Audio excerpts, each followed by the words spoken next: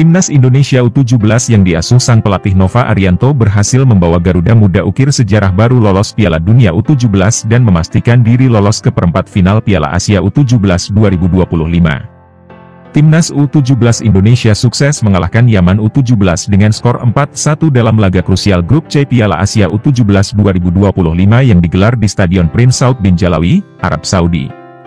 Turnamen ini menjadi ajang untuk kualifikasi ke Piala Dunia U17 2025. Alhasil skuad Garuda berjuang untuk bisa lolos ke ajang bergengsi.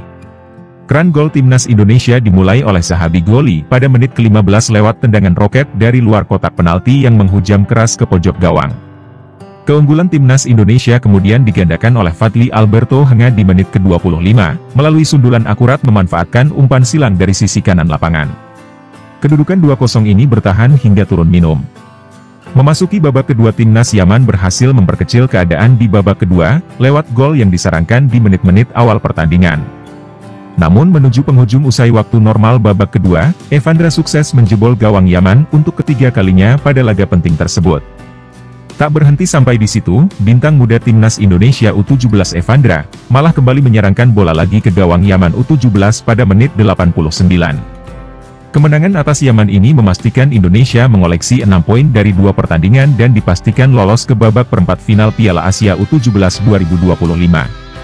Hal ini juga berarti, Garuda Muda resmi mendapatkan 1 dari 4 tiket otomatis ke Piala Dunia U17 2025 yang akan digelar di Qatar pada November mendatang.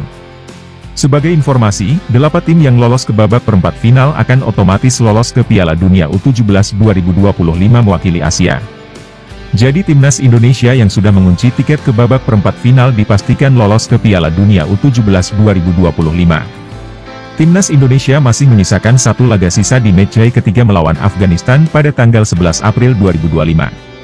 Sementara pada grup lain tetangga Timnas Indonesia Thailand, sebagai sesama wakil Asia Tenggara di Piala Asia U17 2025 ini, sudah tersingkir lebih awal.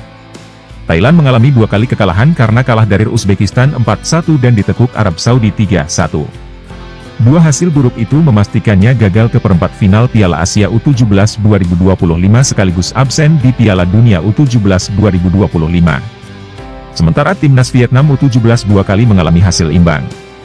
Pertama kali imbang melawan Australia dengan skor 1-1 dan di pertandingan kedua melawan Jepang kedua tim juga menghasilkan hasil imbang 1-1. Vietnam masih menyisakan 1 pertandingan melawan Uni Emirat Arab. Assalamualaikum warahmatullahi wabarakatuh. Tahniah buat Timnas U17 Indonesia ya.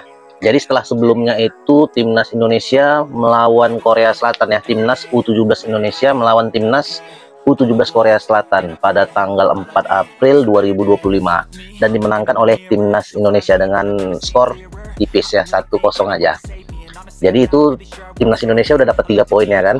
Kemudian di tanggal 7 April 2025 kemarin, Timnas Indonesia kembali bertanding melawan Timnas Yaman dan dimenangkan oleh Timnas U17 Indonesia dengan skor telak ya, cukup telak ya, 4-1. Jadi dapat 3 poin lagi nih. Jadi dari 2 pertandingan ini Timnas U17 Indonesia sudah berhasil mengumpulkan 6 poin.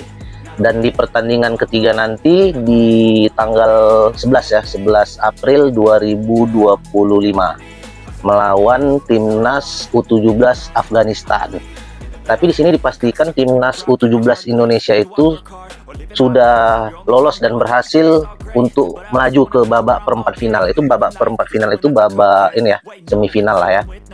Dan syukur alhamdulillah juga secara otomatis Timnas U17 Indonesia berhasil mendapatkan 1 tiket lolos ke Piala Dunia 2025 nanti ya, yang akan diadakan kalau saya tidak salah itu di bulan November ya, November 2025. Jadi secara otomatis Timnas Indonesia, Timnas U17 Indonesia secara otomatis masuk untuk Piala Dunia 2025 nanti.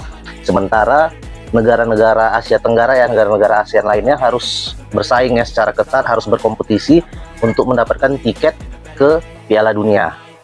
Jadi banyak netizen ya, fans khususnya fans Malaysia yang mengatakan, yang seperti mengejek lah ya, mencemooh ya, yang mengatakan timnas Indonesia itu bukan timnas Indonesia, itu timnas Belanda karena banyak diisi oleh pemain-pemain Belanda.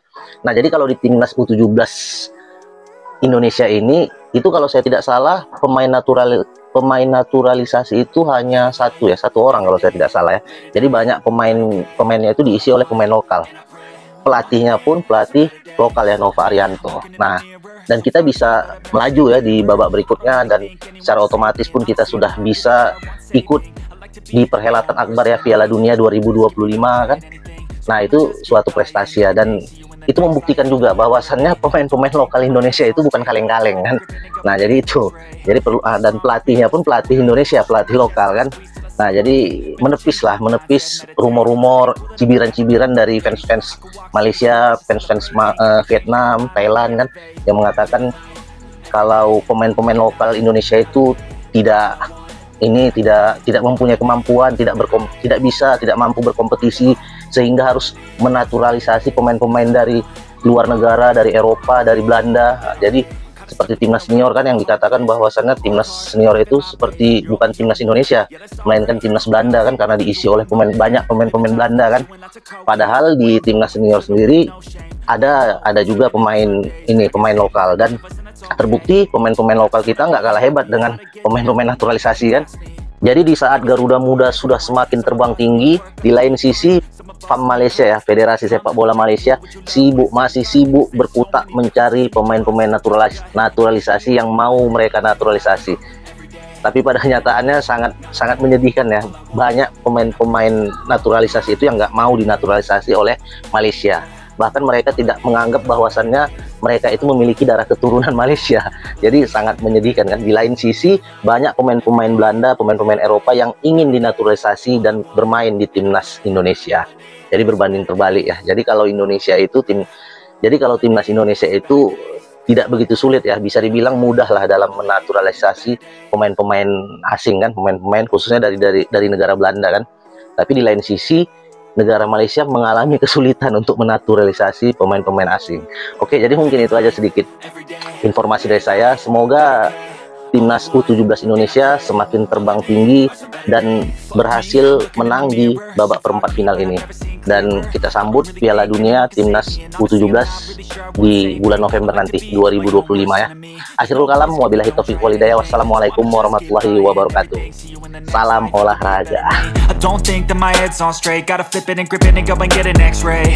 What's wrong with me? I just feel weight pushing on my chest and it squeezes till I